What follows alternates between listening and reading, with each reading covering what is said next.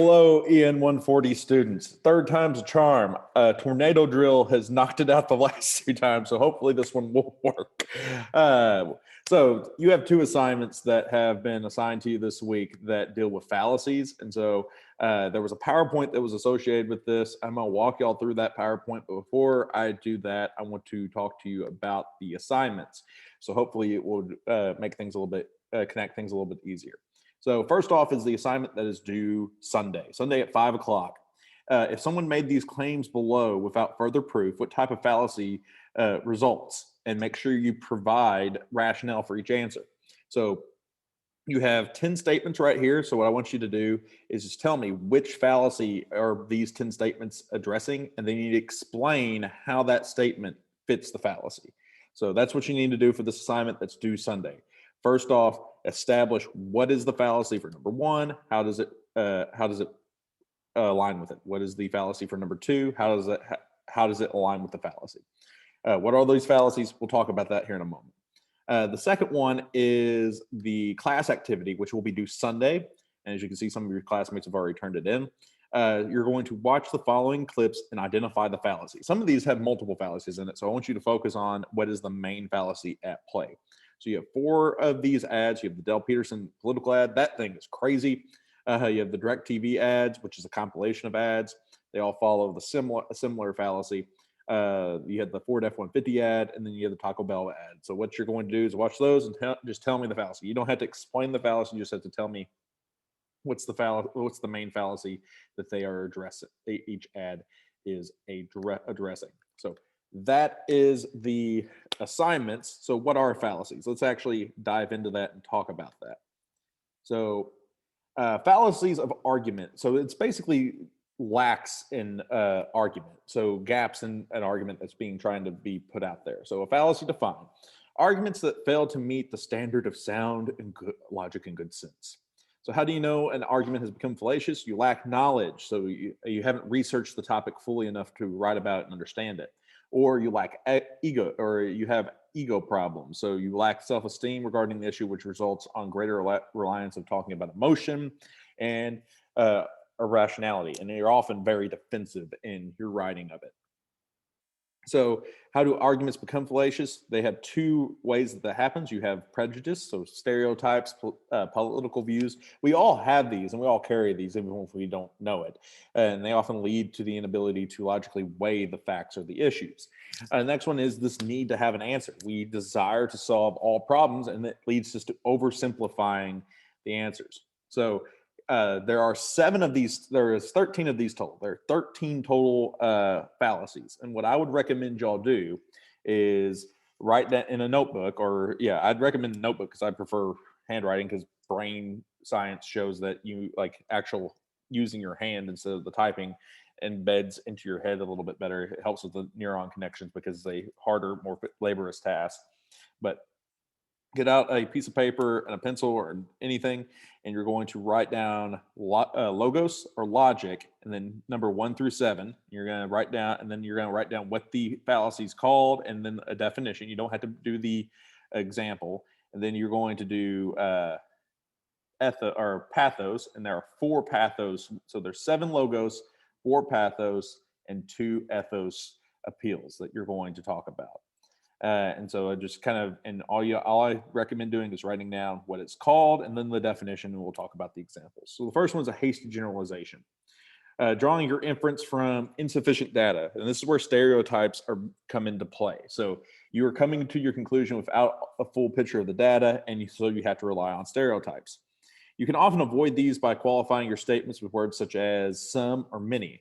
Lawyers are only interested in making money. That's not true. You find one lawyer that's doing stuff pro bono, and that falls apart. So if you say some lawyers are only interested in money, that makes it a little bit more palatable. Another example of a hasty generalization is political life must lead to excessive drinking. In the last 6 months, the paper has written about 5 members of Congress who have either confessed to alcoholism or have been arrested on DUI charges.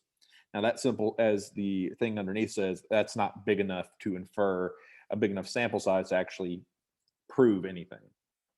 The next one is a non sequitur. So that's the next fallacy, is a non sequitur. A non sequitur, it does not follow. No connection is made for the reader between the claim and the reason. It lacks a warrant. So you give them two examples, but you're saying, here's this, and as a result, this, but there's no connection. Donna will surely get a good grade in physics. She earned an A in her biology class. Now, true, what the warrant they're trying to say here is they're both science classes. She did good in the science class. She should do good in the science class. But if you've ever taken physics and biology, you know they are nothing alike. So that is a non sequitur. They do not connect. It does not work together. Next one is a slippery slope, claiming without support that an action or choice today will be adverse in the future. So something bad happens now, or you do this, and then something in the future will be even worse. If we allow the government to register handguns, next will be hunting rifles, and then it will be a prohibited. It will prohibit all citizens for gun ownership.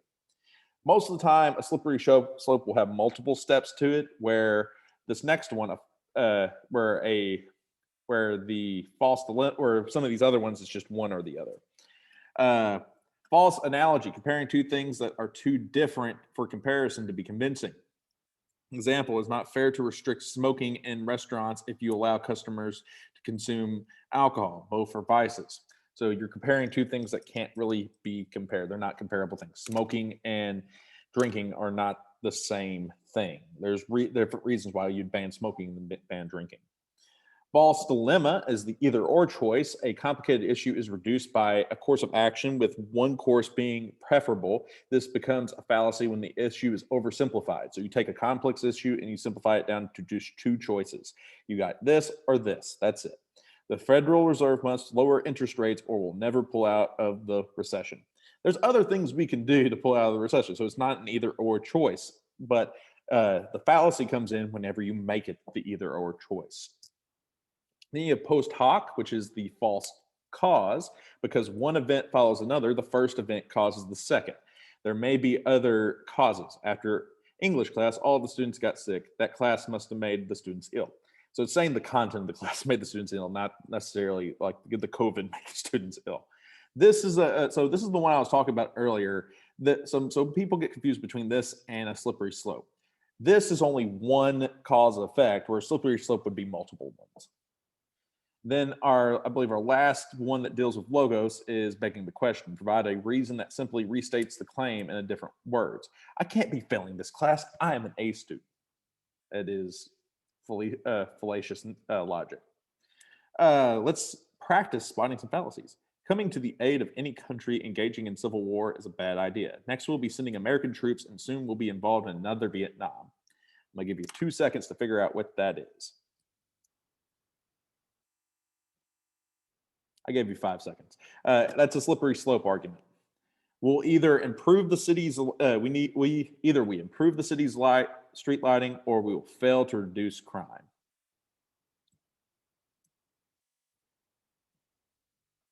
That is the either or one, which I believe is the false dilemma. Yes, the false dilemma. All right. Mr. Romero supports the new increased sales tax. I bet he's a socialist. That one is the very first one, which is the hasty generalization. So those are the 7 fallacies that deal with logos or logic. We got 6 more, 4 that are going to deal with pathos, emotion, and 2 that deal with ethos or credibility. So fallacies of pathos. The first one is a red herring. It introduces a side issue to distract the actual argument. So it's something that has nothing to do with the actual argument. The senator is an honest woman. She loves her children and gives to charities. Nothing about the claim talks about like loving her children and giving to charities has nothing to do with her being an honest woman. And then you have the bandwagon.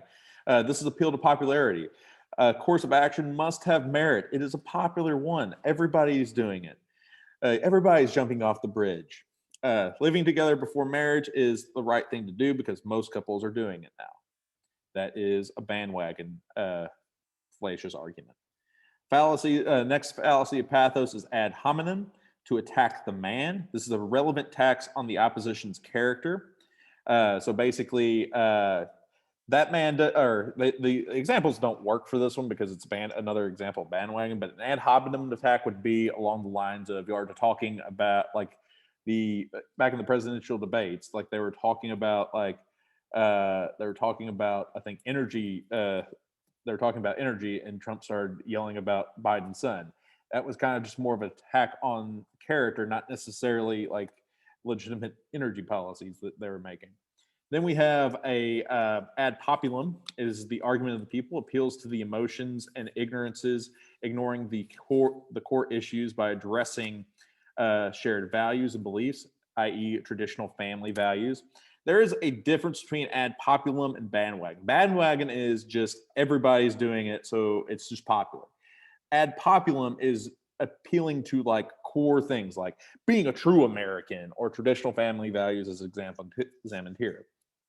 A good law-abiding Americans must be sick of the violent crimes occurring in our godly society, but we won't tolerate it anymore. Put the criminals in jail and throw away the key. None of that really connect. All right, so next one are the next two are ethos. So these are ethos fallacies. The first one is the straw man. This is attributing false and unusual, usually ridiculous views to your opponent simply to discredit their claims. So saying things that are not relevant. So putting up a straw man is of course like an easy target. So basically you're throwing out an easy target for you to hit. So attributing false and usually ridiculous views to your opponent simply to discredit their claims.